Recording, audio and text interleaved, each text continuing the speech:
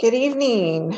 We will be conducting tonight's meeting in a virtual setting using Zoom to allow commissioners, staff, and public to social distance. Members of the public may view and listen to the meeting tonight on Wave Channel 18 and online through the city's YouTube channel. If you would like to participate in live public comment via the Zoom platform, please refer to the agenda for instructions, and Chair McKinney will begin the meeting momentarily.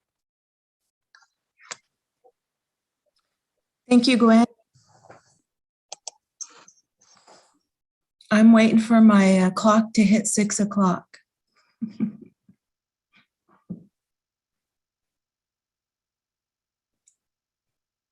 All right, we're there. So I'd like to call our meeting to order. I call the February 16th, 2022 City of Lincoln Regular Planning Commission meeting to order.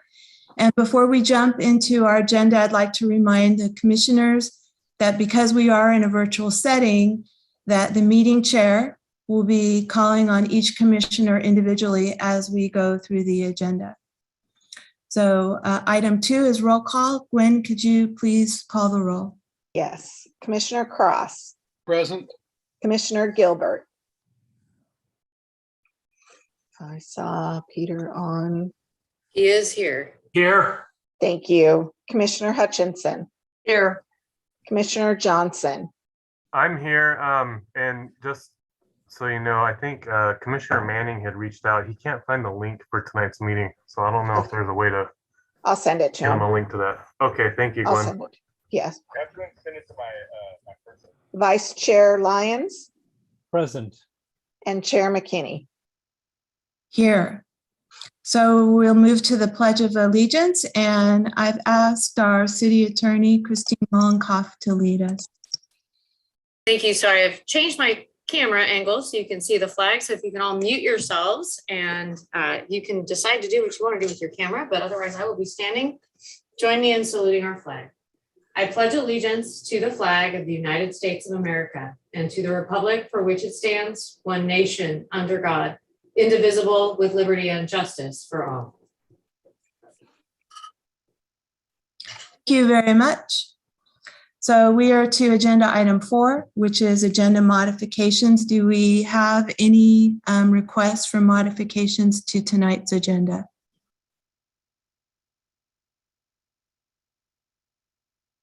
I'm not hearing any, so I'm not going to do roll call on that, but if there are, please speak up. Okay, none. We will go to agenda item 5, which is rotation of the chairperson and election of vice chairperson. So I get the distinct pleasure of handing over a virtual gavel. I don't have one in my hand. Thank you. Yes, to Vice Chair Bill Lyons. Did you accept that? I reached out when you reached out, so I think we handed it. Great. I saw it. Excellent. Thank you very much. And at this time, I'd like to ask my fellow commissioners if there's anybody who would like to volunteer as vice chair. I'd like to make a nomination. Okay, please proceed. Yeah, I'd like to nominate Commissioner Manning for vice chair. Okay, we have, yes, Mr. Cross. I'd like to make a nomination as well. I'd like to nominate Peter Gilbert. Okay, so we have 2 nominations on the floor here. I'd like to ask Commissioner Gilbert if he would like to volunteer, and I'd also like to ask the same thing of Commissioner Manning if he is on our call. I'll accept that nomination. Thank you. And did Commissioner Manning make it onto? I sent him a link. He sent me an email. So I just asked him if he was having problems. I'm not sure if I'm going to a spam or what's going on.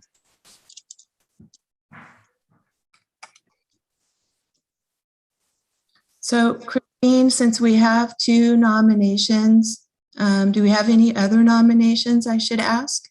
Any other commissioners want to make any other nominations? I would like to second the nomination for Peter Gilbert. Okay, I have a nomination and I have a second. So where we stand is, we have two competing nominations, so they should be framed in the voice of two competing motions.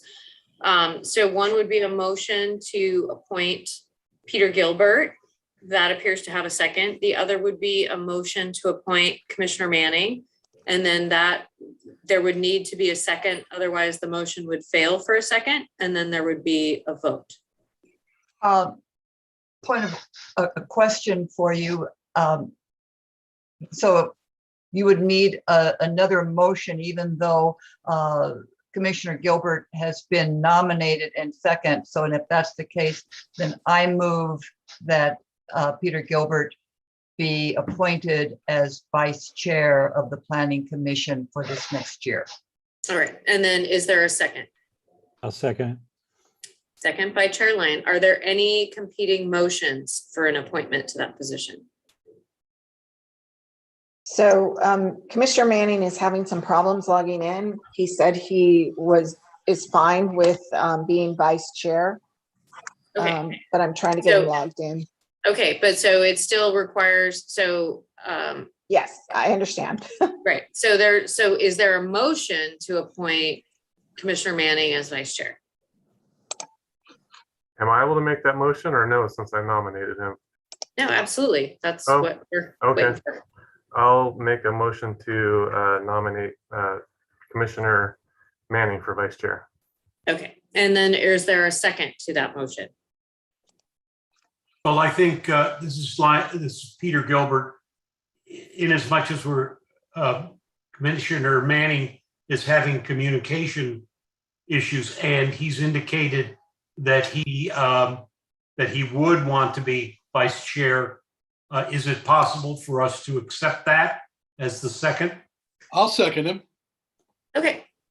Dan will second the motion to appoint Commissioner Manning as vice chair. Thank you. So then we take the motions in reverse order. So we will call a roll on the motion to appoint Commissioner Manning as vice chair. If that succeeds, then he will be the chair. The second motion to appoint Peter Gilbert would be moot. If the motion does not carry, then we would move to the motion to appoint Commissioner Gilbert. So on Gwen, I would ask you to call roll on the motion. Dan, do you have a question? I don't understand. You said the motion is to appoint him vice chair, not chairman, right? Isn't that what we're talking about? Yeah, vice chair. You Yeah. may have said chair, but I don't know. You said if we elected him, then he would become chairman. If we elect him, he becomes vice chairman. No, I thought I said vice chair. You said chairman. Okay, well, then the note is that, This is all Vice for chair. vice chair. yes. So this first vote will be for selecting vice chair. So the first motion to be heard by this body is a motion to appoint Commissioner Manning as vice chair. If it passes with a majority vote, then he will become vice chair. The second motion to appoint Peter Gilbert will then be moot. If it does not pass, then the motion to appoint Peter Gilbert as vice chair will be heard by this body. Is that clear? Yes, thank you, Christine, for walking us through this. So at this time, we'll have a roll call vote and this is a vote for Commissioner Manning to serve as vice chair. Thank you. So Commissioner Johnson, Yes. Commissioner Cross, Yes. Commissioner Gilbert, No. Commissioner Hutchinson, No, Commissioner Manning. I'm going to check. I do have a person on the phone. Is Can you he hear able me? to get on? Yes. Okay. Thank you. So Commissioner Manning, this is a motion for you to be vice chair. Oh, yes. I'm sorry. Yes. Yes. Okay. Commissioner McKinney Yes, and Chair Lyons. No. 1, 2, 3, 4 yays and 3 noes. Okay, so that passes. So congratulations to Commissioner Lyons as the new commissioner of the Planning Commission and to Commissioner Manning as vice chair. So I think I am done with my role now as chair for this meeting, and I will turn it over to Commissioner Lyons to run. Don't we have to elect the chairman now? No, that was automatic. That's actually in the commission rules. The vice chair rotates to chairman automatically. But we haven't elected a chairman. The vice chair rotates it's to chair automatic. automatically. It's an automatic appointment. Oh, okay. All right. I would like to get something clarified for future rotations, that it's just a point of order, but it can get confusing because based on my understanding of the rules, the moment I was handed the virtual gavel, I should have been chair, and I should have handled the vote of the vice chair. Is that incorrect? That really goes to our city attorney. I'd have to look into it. I think that's a technicality that at this point is moot. We've handled the business. Well, it is moot I at this can- point, I can- but I I can think it look should into be it. noted for future agendas. I can look into it. There was obviously a staff hiccup at the last meeting where we should have handled it and we did not. But Yeah, it's not a problem. I'm not offended. I'm not trying to point out anything like that. I just want to make sure that it's clear for future agendas. So item 6, citizens addressing the commission. Citizens may address the planning commission on any item that is not on the agenda. There should be a not in that sentence. Okay, my apologies. They completely rewrote the script, and the way I was going to say it is different than we had for the last about 12 years. Sorry about that. Citizens may address the planning commission on any item on the agenda when the item is considered. Citizens wishing to speak may request to speak by raising your hand when requested to do so. This is an opportunity to speak on non-agenda items. Do we have any hands raised for someone who would like to speak on non-agenda items? Chair, I don't have any hands raised. Right, thank you very much. Item 7 is disclosure of ex parte communication. I will do a call on each person to say if they have anything to disclose. Let's start with Commissioner Hutchinson. None. Commissioner Cross, None, thank you. Commissioner McKinney, I have none, thank you. Commissioner Gilbert, None. Commissioner Johnson, None. Commissioner Vice Chair Manning. I have none. Thank you. Okay, that brings us to the consent agenda. So there is already one item that has been requested to pull from the consent agenda, but I'll go ahead and read the script. All matters on the consent agenda are considered routine business and will be enacted by one motion. There will be no separate discussion of these items unless the request to remove a specific item for separate action is received. Any items removed will be considered after the remainder of the consent agenda. We've already had a request from one citizen to remove item 8B from the consent agenda. Do any of my colleagues wish to remove either item 8A or 8C from the consent agenda?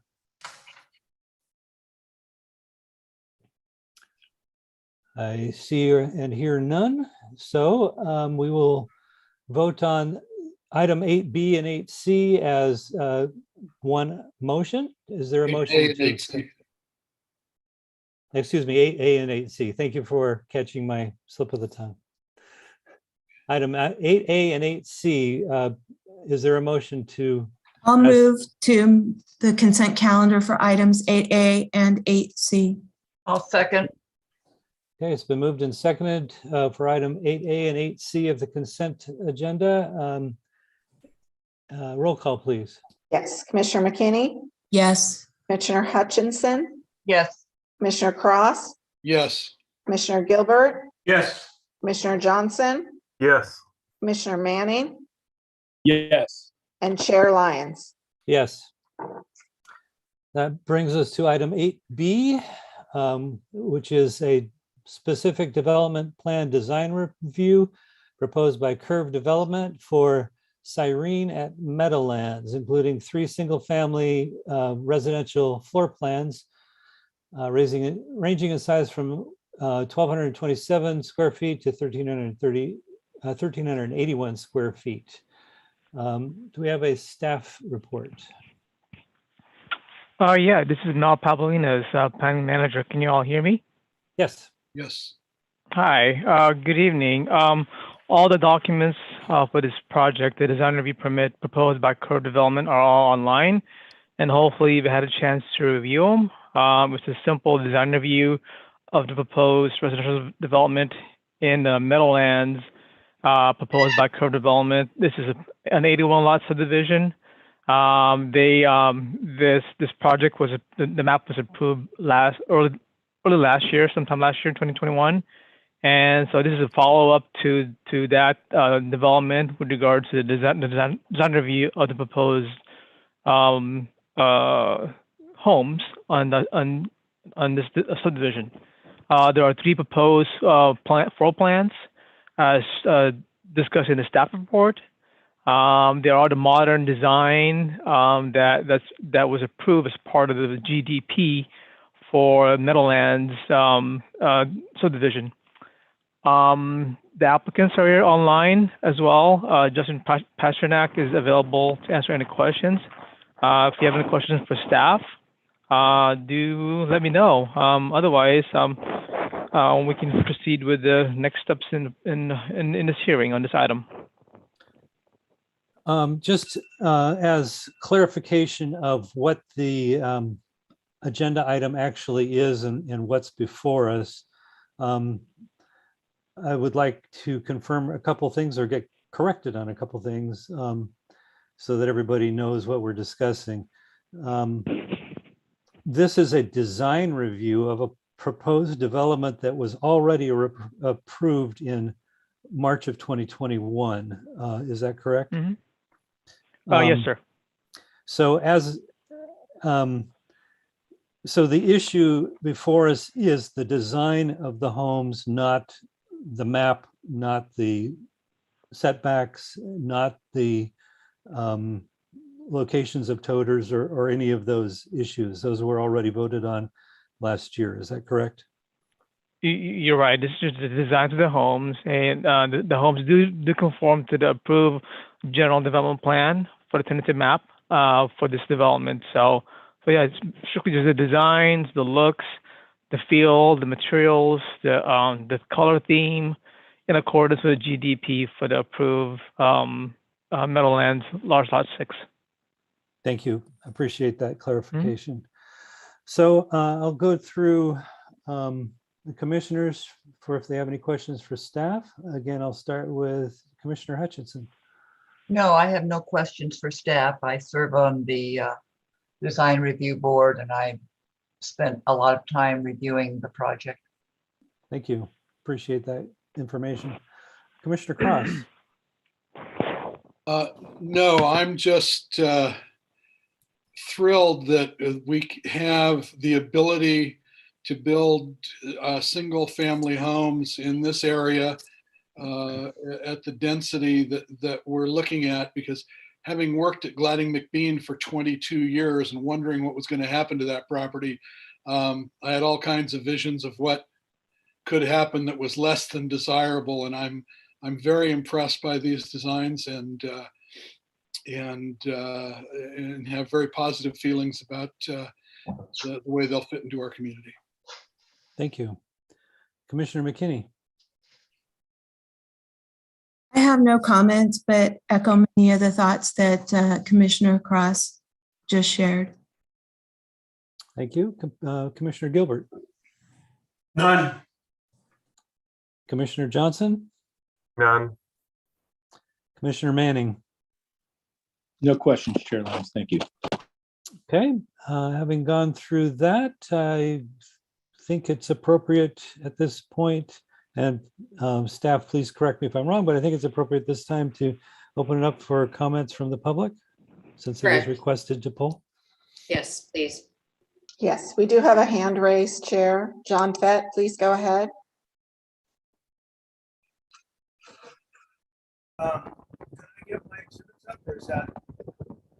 John, we're having a hard time hearing you.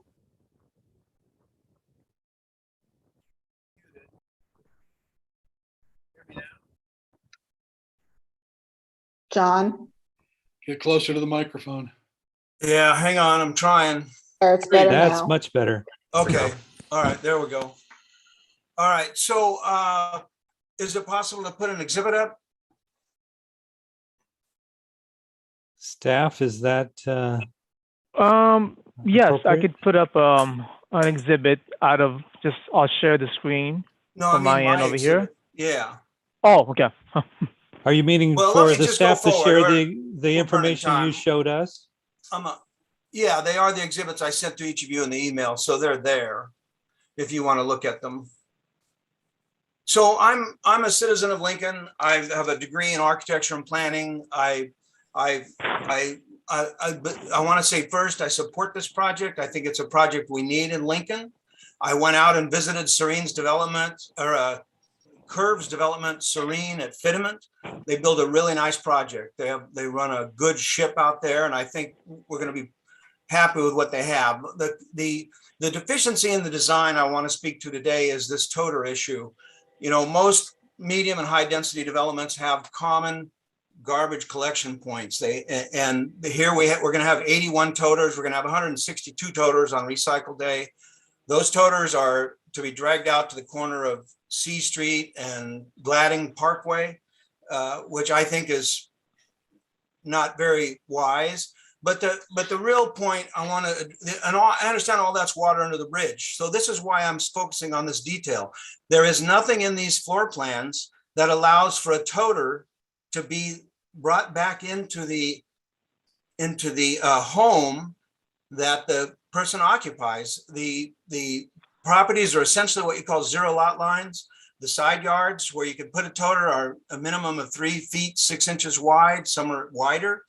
But I think what we're going to get is we're going to get sort of a toter no man's land. No one wants these toters in their garage. It stinks up their cars.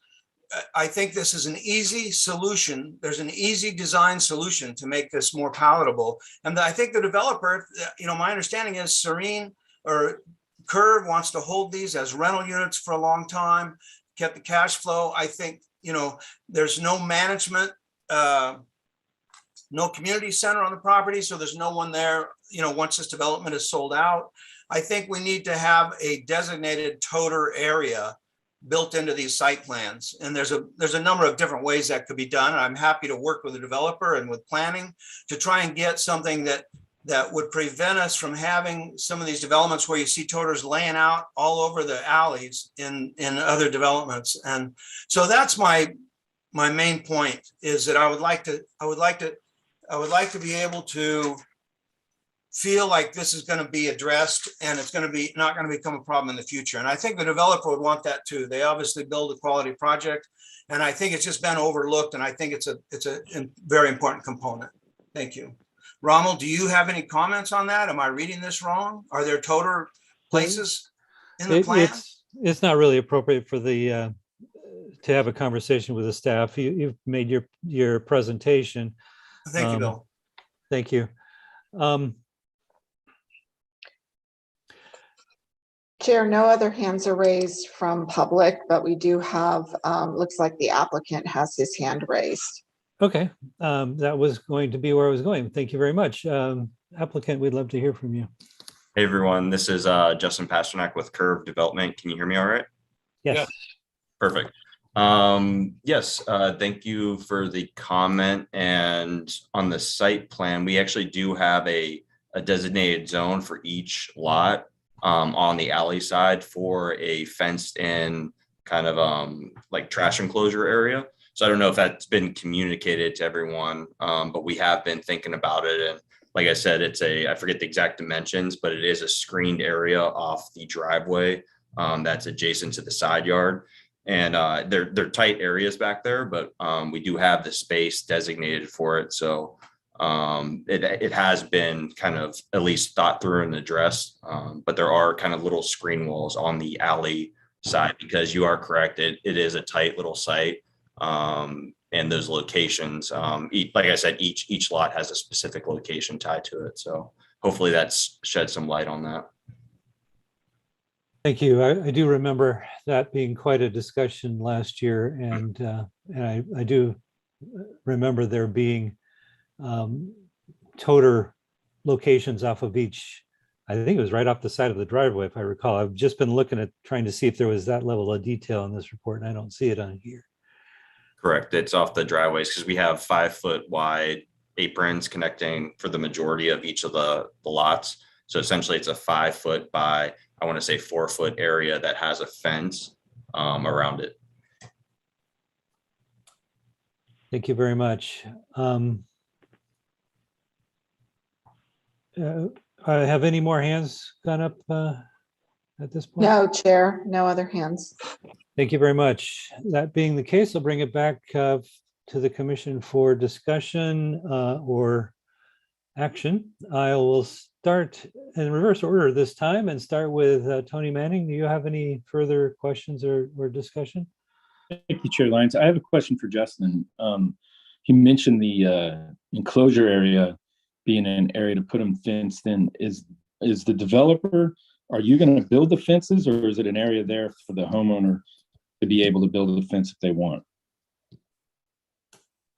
Thank you. Yeah, so we will build the fence as part of, basically when the unit's being finished, we'll build the fence as part of the design. Great, I appreciate that. And I do want to, I'll end on a comment that I just really do appreciate John Fett's comments. I like when people bring ideas and comments to the commission that are articulate like that. And I do think we've had several projects come to this committee where toters have come up, and I do think we've overlooked some things where we've asked questions, got answers that weren't really very satisfying answers, and we continue to move forward in some of these high density areas. I think we do need to push back and be a little bit more articulate on how we handle the toter situation. And I'm glad that in this situation we have that screened area. That's a good answer to that. And I just want to thank John Fett as a citizen for coming to the table with an articulate idea. Thank you, John. Thank you. Commissioner Johnson. Thank you, Chair Lyons. I don't have any questions at this time. I just want to echo what Vice Chair Manning just mentioned, thanking John Fett and, those in the community that do participate. It's good to have participation, and sometimes everyone has different perspectives and are able to think of things in different ways, look at them in different angles. So just appreciate the community's involvement. Thanks. Thank you. Commissioner Gilbert. No, I don't have any comments. Commissioner McKinney. I don't have any either. Thank you.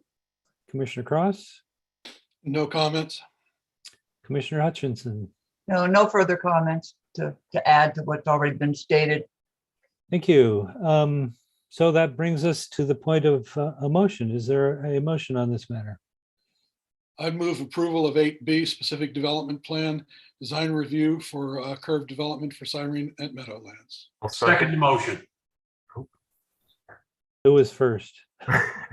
I'll let Commissioner Gilbert have it. Commissioner Gilbert was definitely louder.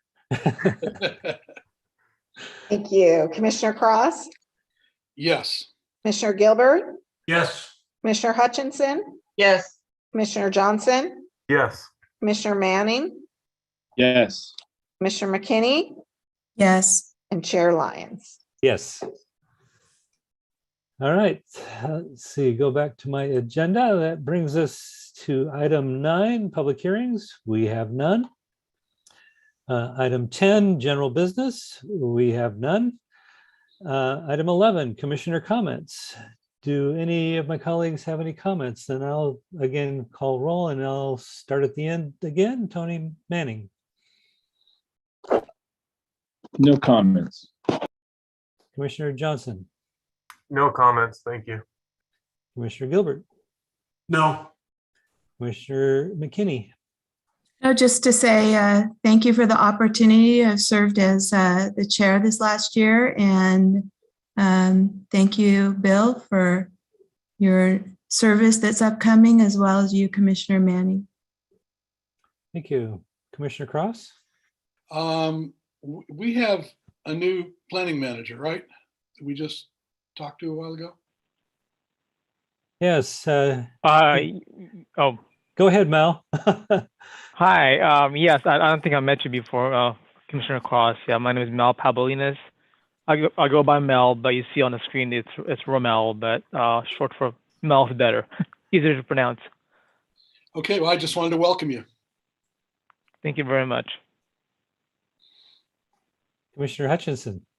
I just want to say also to thank Kelly for Commissioner McKinney for all of her service this last year. I'd like to also say I'm looking forward to Chair Lyons for serving as chair this next year, and welcome to Vice Chair Manning the following year. That's it. Thank you very much. And sorry to see you go, Commissioner McKinney. I know you had a rough year between health and family and so forth. It seems like you had the fewest number of meetings chaired that I've seen in a long time. So I'm sorry about that. But Oh, it's okay. There's it's all good. but I'm glad you're back on your way to restoration. Thank you. All right, so that brings us to item 12, informational items from staff. Does the staff have any informational items for us? Nothing from planning.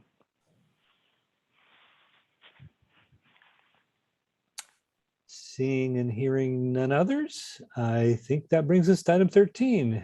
We are now adjourned. Thank you very much. Thank you all. Thank you, everyone. Bye-bye. Bye.